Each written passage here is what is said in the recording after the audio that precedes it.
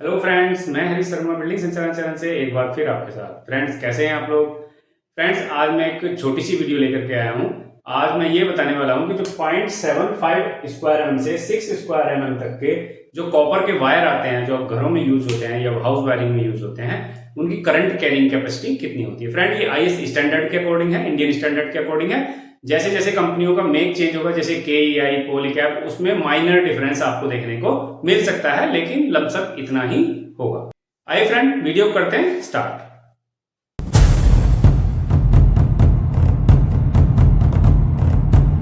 देखिए फ्रेंड, सबसे पहले मैंने लिखा हुआ 0.75 स्क्वायर एम। ठीक है, कोई भी वायर आता है स्क्वायर एम में आता है, बोलते हैं वैसे ही 0.75 mm, 1 mm ऐसे बोलते हैं, लेकिन स्क्वायर एम होता है। तो जो 0.75 स्क्वायर एम का जो वायर होता है, मैंने ये दो प्रकार के लिखे हैं, पीवीसी और एफआरएलएस। फ्रेंड, जो वायर आते हैं चार प्रकार के आते हैं, पीवीसी, एफआरएलएस, एचआरपीवी और जेडएचएफआर। मतलब पीवीसी पॉलीविनाइल क्लोराइड का इंसुलेशन देता है, एफआरएलएस फायर रिटार्डेंट, लो स्मोक होता है, एचआरपीवीसी हीट रेजिस्टेंस या हीट रिटार्डेंट पीवीसी के होते हैं, और जेडएचएफआर जो होता है जीरो हैलोजन फायर रिटार्डेंट होता है। ठीक है, ये दोनों अच्छे प्रकार के होते हैं और इनको एक्सपर्टी लगाते हैं, नॉर्मल घरों में यूज नहीं होते, और पैसा जो है इनका जो है महंगा होता है, ये इनकी कॉस्ट ज्यादा होती है। फ्रेंड देखिए, 0.75 स्क्वायर एम का जो वायर होता है वो फ्रेंड लेता है 7 ampere. Maximum current carrying capacity जो होती है 7 एम्पियर। ठीक है, और 1 mm की होती है 11 एम्पियर। फ्रेंड 1.5 mm की होती है 13 एम्पियर। फ्रेंड 2.5 mm की बात करें तो इसकी होती है 18 एम्पियर, और 4 mm की बात करूं तो मैं इसकी होती है 24 एम्पियर, और 6 mm की बात करूं तो इसकी होती है 31 एम्पियर। ठीक है, तो आपको यहां देख सकते हो 0.75 एम्पियर 7 एम्पियर तक मैक्सिमम ले सकता है, एक 11 एम्पियर तक, 1.5 13 एम्पियर तक, 2.5 18 एम्पियर तक, 4 mm का जो है वो 24 एम्पियर, और 6 mm का जो होता है वो 31 एम्पियर के लिए डिजाइन किया जाता है। अब बात करते हैं एचआरपीवीसी और जेडएचएफआर, इसमें कितना कितना लेता है। देखिए 0.75 का यहां लेता है 8 एम्पियर मैक्सिमम। ठीक है, जो 0.75 एम्पियर का 7 एम्पियर ले रहा है, यहां 8 एम्पियर तक की इसकी करंट कैपेसिटी रहती है। और जो 1 mm का होता है फ्रेंड, 1 mm की जो करंट कैरिंग कैपेसिटी होती है वो 13 एम्पियर। ठीक है, यहां पर ले रहा था 11 एम्पियर, यहां ले रहा है 13 एम्पियर। अब 1.5 mm की अगर मैं बात करूं तो 1.5 mm लेता है 16 एम्पियर। ठीक है, 16 एम्पियर। तो इस प्रकार से इनमें डिफरेंस रहता है फ्रेंड। अब बात करते हैं 2.5 स्क्वायर एम की। 2.5 स्क्वायर एम की होती है 20 एम्पियर। ठीक है, और अगर मैं 4 mm की बात करूं तो इसकी होती है 26 एम्पियर, और 6 mm की बात करूं तो 31 एम्पियर। ठीक है फ्रेंड, जैसे ही आप देख रहे हैं यहाँ 6 स्क्वायर एम आया, तो यहाँ 31 लगभग सेम हो गया।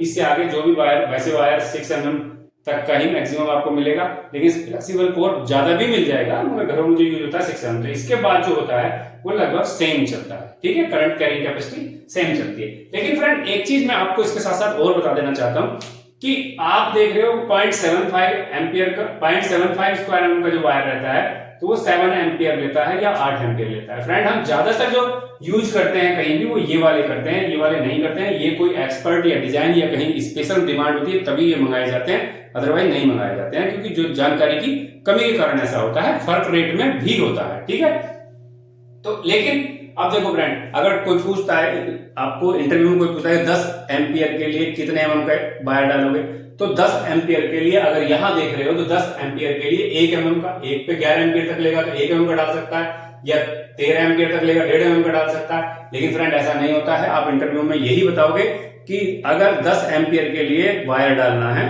तो हम 2.5 स्क्वायर mm का डालेंगे। फ्रेंड होता क्या है, वायर जैसे जैसे दूरी होती है, डिस्टेंस बढ़ती जाती है, उसका रेजिस्टेंस भी बढ़ता जाता है और उसकी करंट कैरिंग कैपेसिटी कम होती जाती है। तो ये डिस्टेंस के अकॉर्डिंग होता है। ये सिर्फ डिजाइन, यानी जो वायर आते हैं तो कितनी करंट कैपेसिटी के साथ आते हैं मैं वो बता रहा हूं।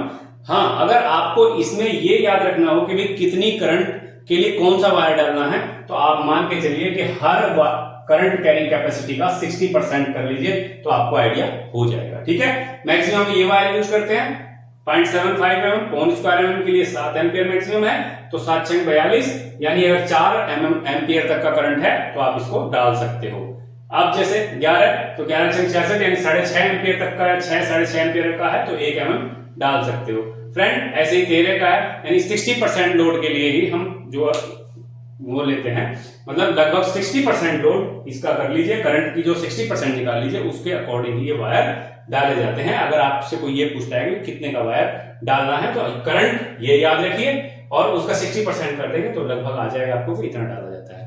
लेकिन एग्जैक्ट नहीं है फ्रेंड, जो मैं 60% बता रहा हूं ये एग्जैक्ट नहीं है, क्योंकि अगर बहुत ज्यादा दूरी तक हमें जो है वायर डालना है तो उसका रेजिस्टेंस बढ़ जाएगा और उसकी जगह हमें अगर 2.5 mm का डालना है तो वो 4 mm का डालना पड़ेगा, उसका डिजाइन कैलकुलेशन अलग होता है, ठीक है। लेकिन मैं एक थंब रूल बता रहा हूं कि इसके अकॉर्डिंग भी अगर 60% कर देते हो तो आपको थंब रूल के अकॉर्डिंग सही। फ्रेंड्स, अगर आपको वीडियो पसंद आए तो वीडियो को लाइक कीजिए, शेयर कीजिए और मेरे चैनल को सब्सक्राइब करना मत भूलिए। आज के लिए इतना ही, बहुत बहुत धन्यवाद।